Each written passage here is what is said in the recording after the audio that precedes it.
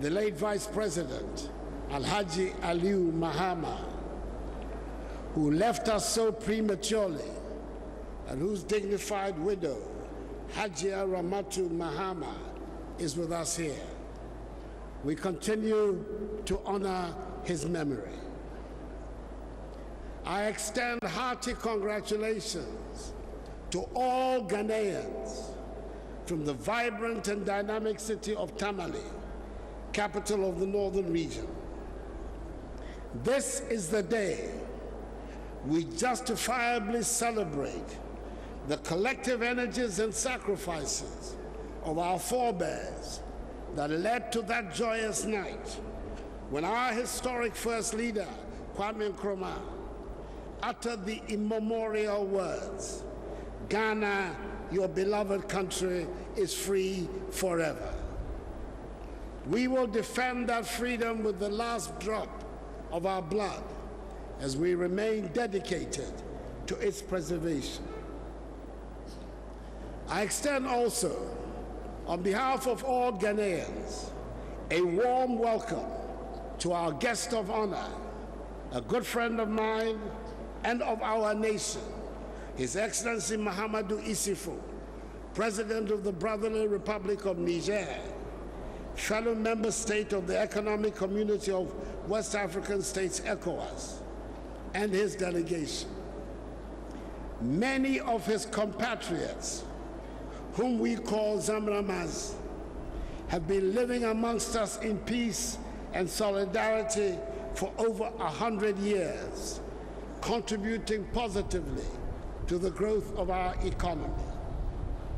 His presence on this day in our midst will be a source of considerable pride to them. We are delighted that he has accepted our invitation to share this special day with us. Akwaba, Your Excellency, is our word of welcome. We say also, Nakayo, as the Zamrama say, and Jabama in Fulani. I am glad to see that all the high officials of state, the Vice President, the Speaker of Parliament, representative of the Chief Justice, the Chairperson and members of the Council of State, the Chief of Staff in the Office of the President, ministers and deputy ministers of state, the majority and minority leaders of Parliament, members of Parliament, the Chief of Defense Staff of the Ghana Armed Forces, the Inspector General of Police, and service commanders are all present here for this ceremony. And it is heartening to note that the former presidents of the Republic, their Excellencies, Jerry John Rawlings, first President of the Fourth Republic, and John Dramani Mahama, the fourth President of the Fourth Republic, and 2020 presidential candidate of the opposition National Democratic Congress, and the former Second Lady, Her Excellency Hajia Ramatu Mahama, are also present in this stadium. Today is indeed our National Day. We welcome also the Dean and members of the Diplomatic Corps. I cannot conclude these greetings without saying a big hello to my beautiful wife, First Lady Rebecca Akufo-Addo, the lovely Second Lady Hajia Samira Bawumia, and the esteemed spouse of the Speaker, Mrs. Albert Okwe. Fellow Ghanaians, for the first time in our nation's history, this ceremony is being held outside our national capital city of Accra. Tamale was chosen as the venue, not only to underline the unity of our nation, but also to express the appreciation of the nation for the peace and the process of reconciliation that have engulfed Dagbon since the enskinment of Yana Mahama Abukari II as overlord of Dagbon on the 25th of January this year. I welcome him to this event, as I do the former regents of Dagbon, the Kampakuyana and Bolinlana, who have recently been inscaled as Yona Yakubu Abdullahi Andani, Sabaluguna, and Mionlana Muhammadu Abdullahi, respectively. I say a special welcome to the Nairi, Na Bohugu, Abdullahi Mahami Sheriga, Overlord of Maprugu, and the Yabongura, Tutumba, Boresa, Sulemana Jakpa, Overlord of the Gonja State, two of the members of the eminent committee, the Committee of Eminent Chiefs, who together with its chairperson, the Asantehini, Utumfo Seitutu II, was so instrumental in designing the roadmap whose implementation has restored normalcy to Dagbon. I salute them all. After decades of being identified with unrest and disharmony, Dagbon has good reason to celebrate, and it is fitting that we use the opportunity of our independence anniversary celebration to converge here and celebrate with them on the theme of peace and unity. On March 6, when we celebrate the independence of Ghana, we celebrate the strength that comes from speaking with a united voice. We celebrate the coming together of different peoples to make the united and strong nation of Ghana. The diversity that went into weaving the fabric of Ghana is a source of pride and not of weakness. It is a source of strength and not of shame. Just watch the master Kente and Fugu weavers at work, and you will appreciate the strength that comes from the coming together of different and varied yarns to make a strong fabric with intricate and beautiful designs. Our languages might be many, and sometimes there might be mutual frustration at having difficulty in speaking each other's language. And no one feels that more than I do when I stand here in Tamale, unable to speak Dagbani, but we have learned to overcome such difficulties. We celebrate the variety of foods available under the theme of Ghanaian cuisine and the variety of clothes that constitute Ghanaian fashion. Indeed, the things that are now the source of friction amongst us are not the familiar and ancient differences of tribe and language. Sadly, chieftaincy has generated more disputes and disharmony than any other institution. The tragedy is that by chieftaincy's very nature, only people from the same family can and do lay claim to the same stool or skin. I said in Parliament a fortnight ago that, spurred on by the momentum from the Dagbon settlement, the hard-working Minister for Chieftaincy and Religious Affairs, the Honorable Kofi Jamesi, is going to intensify his efforts to try and find solutions to other long-standing chieftaincy disputes. Fellow Ghanaians, it is important for all of us to pause a while, examine and take a critical look at the chieftaincy institution in our nation. When it works, our chiefs provide the cohesive link to our past and what defines us as a people. When chieftaincy works, it is an embodiment of our culture and the rock on which we lean for support and to which we resort in times of trouble. In many parts of our country, our chiefs are the custodians of our lands, and their activities can be the spark for development or for disputes. Where the chiefs have united their people and offered forward-looking leadership, modernization has been rapid. Where there's been disunity, the area has lagged behind, and the disputes have been a drain on the public purse. The very survival of the institution is at risk unless we get over the multiplicity of disputes. For many young people, the pomp and pageantry, which are often all they see, cannot make up for the amount of trouble chieftaincy generates. For the young people, the insistence on doing things the same way they have been done while resisting any change makes the institution unattractive. The poverty that bedevils some of our lives can only be defeated and overcome when we are united and pulled together. It is sad for me to state that the other institution that has been a source of friction in our society is politics.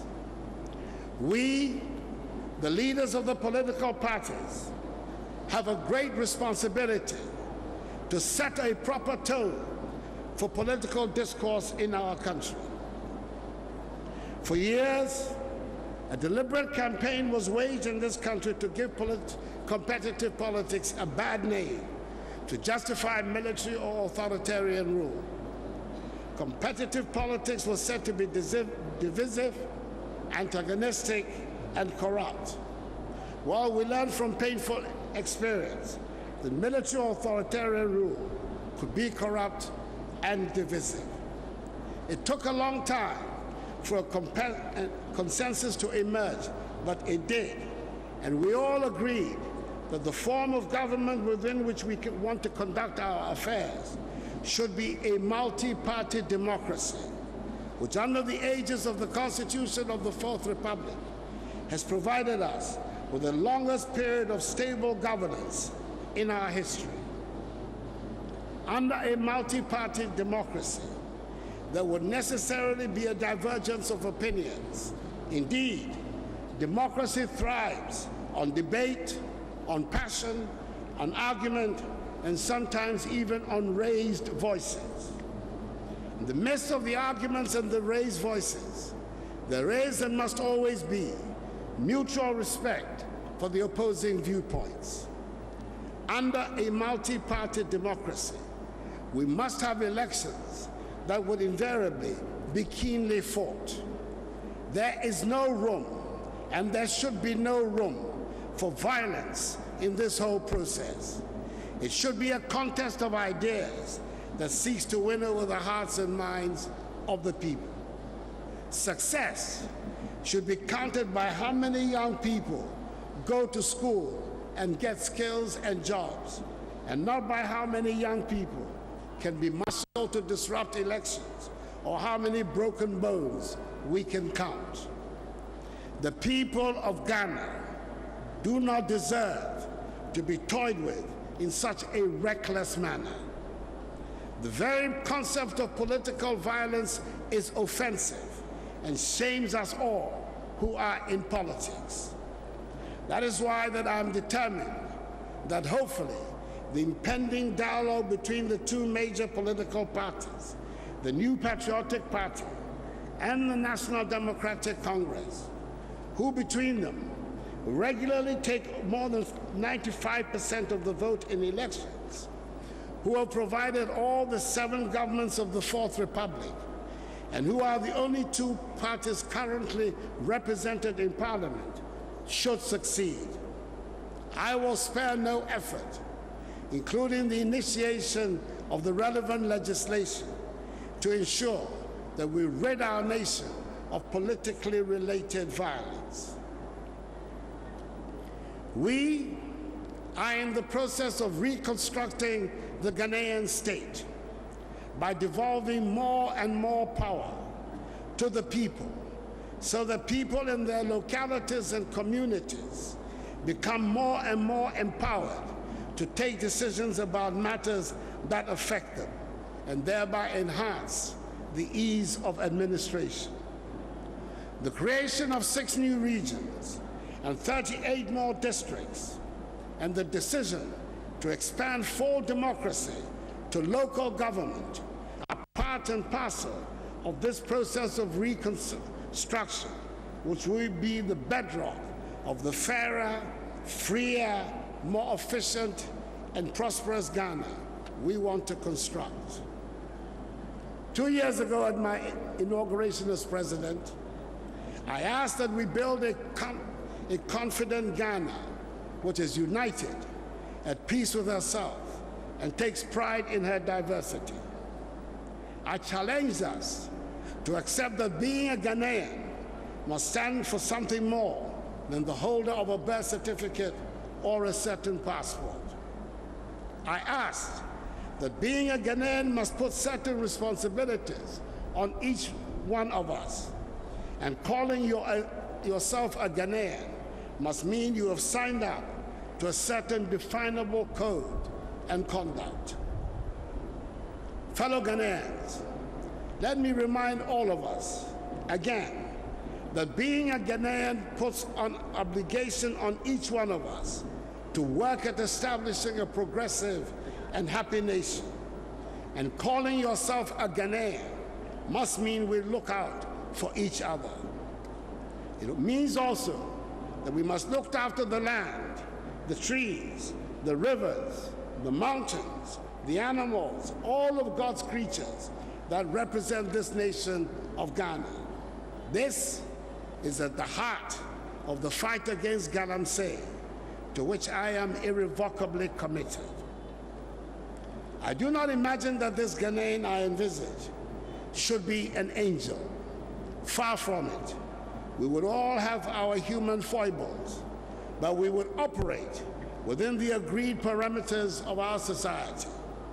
This is the cue to mention our security services, who help to maintain peace and order so we can get on with the business of running our affairs.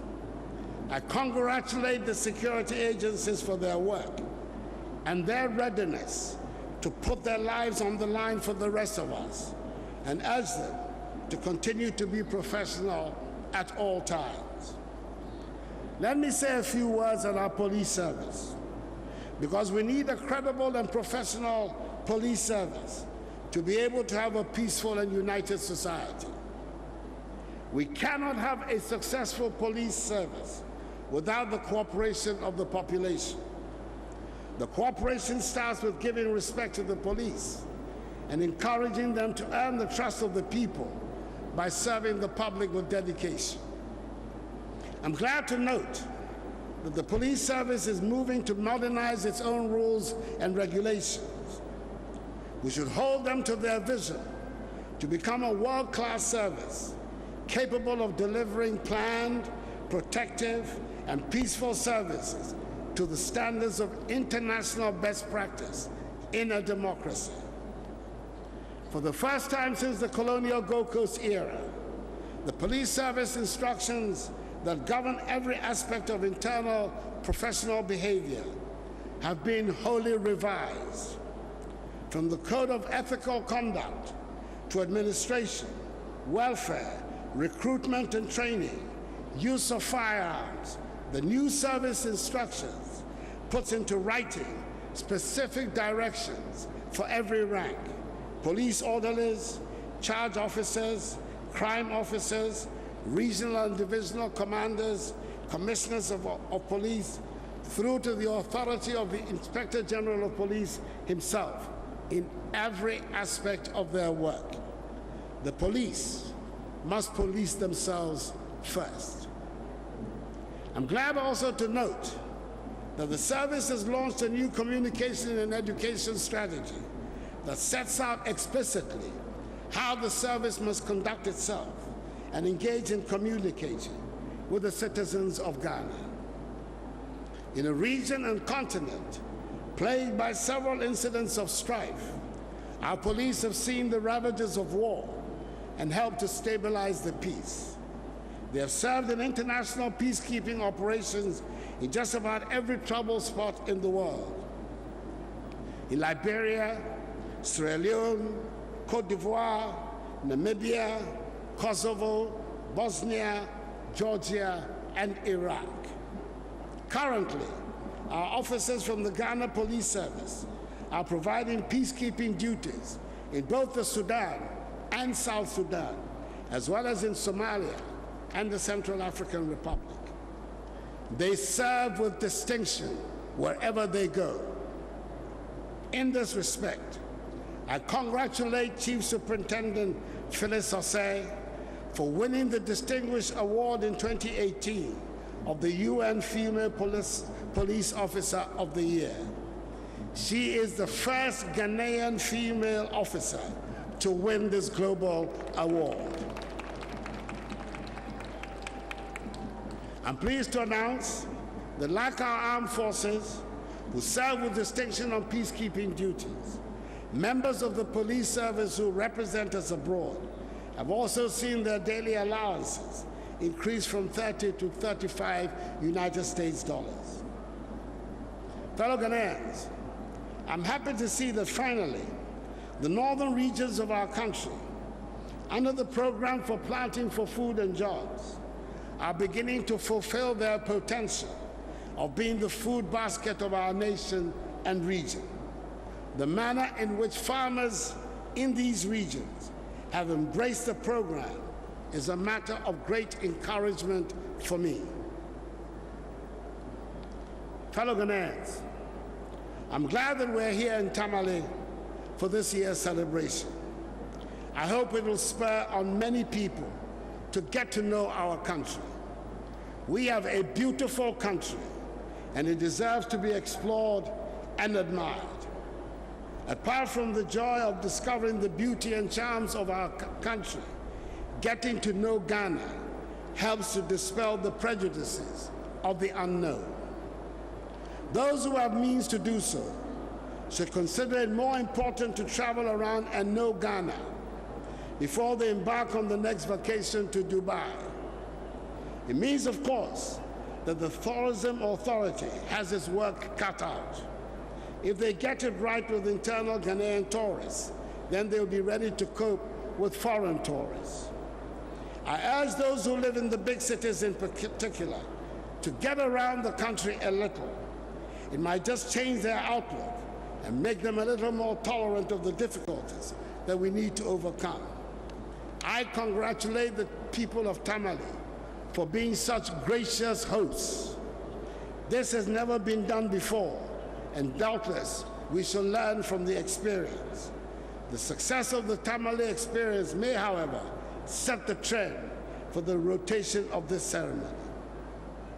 I hope that very soon we shall be hearing some exciting news about developments in the northern region.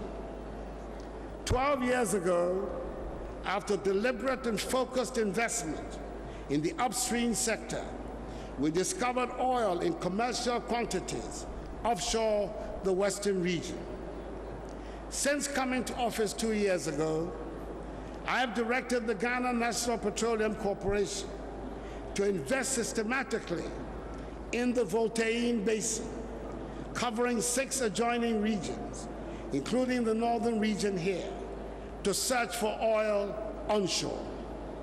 I am confident that our search will not be in vain, and that very, very soon, these areas that have been characterized by avoidable levels of poverty will be buzzing with significant investments and creation of jobs.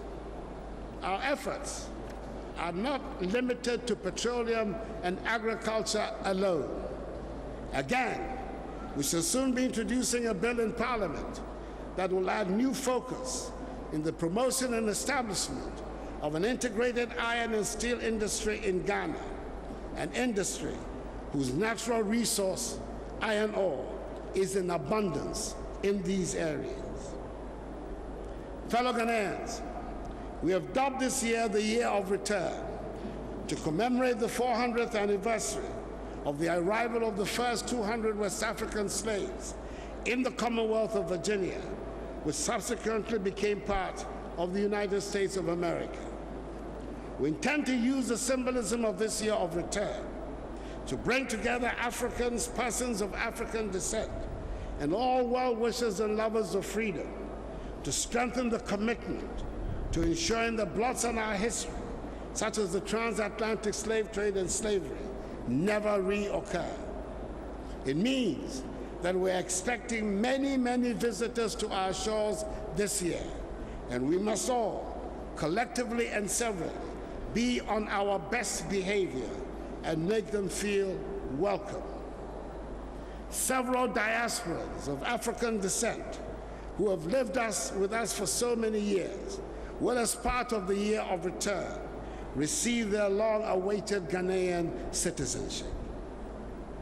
As we celebrate our nation's 62nd birthday, we should be fortified in the knowledge that despite our challenges and difficulties, we are on course to reaching our goal of a Ghana beyond aid, that is realizing the vision of the free, fair, democratic, self-reliant, prosperous Ghana, governed by the rule of law and respect for human rights, that inspired our forebears to fight for the liberation of our country and continent from foreign domination. Let us remain steadfast and united. The goal is within reach. I wish all Ghanaians a happy 62nd anniversary, and I thank once again His Excellency Mahamadou Issoufou, President of the Republic of Niger, for gracing this occasion. May God bless us all in our homeland, Ghana, and make her great and strong. I thank you for your attention.